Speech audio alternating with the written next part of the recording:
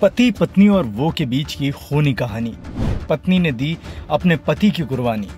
शादी के 60 दिन बाद ही अपने हाथों से किया अपने पति का खून और बन गई अपने पति की हत्यारन विधवा।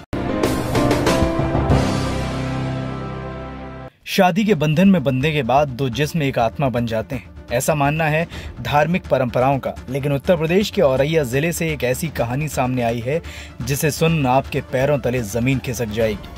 जो भी इस कहानी को सुनेगा शादी करने से पहले 100 बार सोचने पर मजबूर हो जाएगा, क्योंकि इस खूनी कहानी में न सिर्फ एक शख्स का खून हुआ है बल्कि पति पत्नी के विश्वास वाले रिश्ते का कत्ल हुआ है।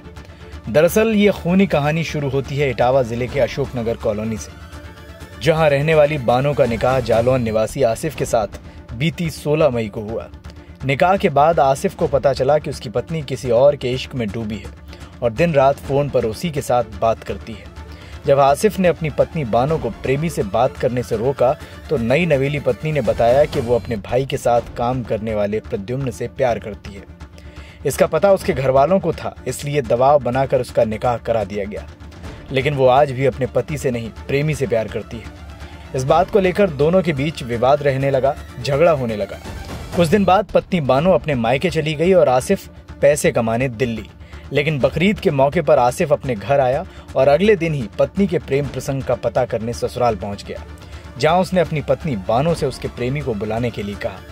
17 जुलाई को तीनों औरैया में मिले, जहां आसिफ और पत्नी के प्रेमी में बहस हुई, जिसके बाद पत्नी बानो और उसके प्रेमी ने आसिफ को मौत के घाट उतार दिया और दोनों फरार हो गए। बकरीद मनाने के उपरांत वहाँ से निकला था, तब से वो नहीं मिल रहा है और उनको शंका है कि जो उनकी छोटी बहू है, जो भाई की पत्नी है, उसके प्रेमी ने, जिससे पहले से वो बात करती थी, और पत्नी ने मिल करके उसके भाई की हत्या कर दी है। इस सूचना पर तत्काल छानबीन की गई और जांच की गई तो इन दोनों व्यक्तियों को हिरासत में लिया गया और निशानदेही पे वो 100 की कंकाल की बरामदगी हुई है। दोनों व्यक्तियों को न्यायिक अभिरक्षा में समुचित धाराओं में अभियोग पंजीकृत कर तहरीर के आधार पर भेजा जा रहा है।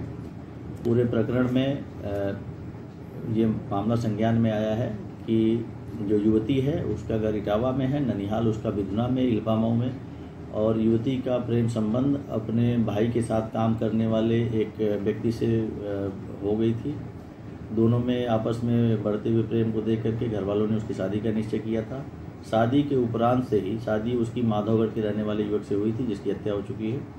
शादी होने के उपरांत दोनों में वाद विवाद होता था कि तुम क्यों बात करती हो। इसी को लेकर के वो युवक जो पति था उसने कहा था कि मैं उससे मिलना चाहता हूँ। तीनों की मुलाकात औरैया में 17 जुलाई को जब वो वापस अपनी ससुराल से घर जा रहा था तो हुई थी। इसी दौरान आपस में कहा सुनी को लेकर के सुनसान स्थान पर उसने हत्या कर दी। दोनों ने मिल करके, पत्नी और प्रेमी ने मिल करके अपने पति की हत्या कर दी और दोनों को अब न्यायिक अभिरक्षा में माननीय न्यायालय के समक्ष प्रस्तुत किया जा रहा है। आसिफ के लापता होने के बाद उसके भाई ने थाने में तहरीर दी, जिसके बाद पुलिस ने छानबीन की तो आसिफ की लाश औरैया जिले के नेशनल हाईवे के किनारे मिली, जिसकी शिनाख्त मृतक के भाई ने की।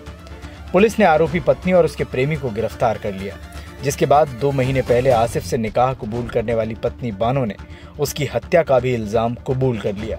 Bureau report, NTTV Bharat. देश दुनिया की ताज़ा तरीन खबरों से रूबरू होने के लिए सब्सक्राइब कीजिए आपका अपना चैनल NTTV भारत।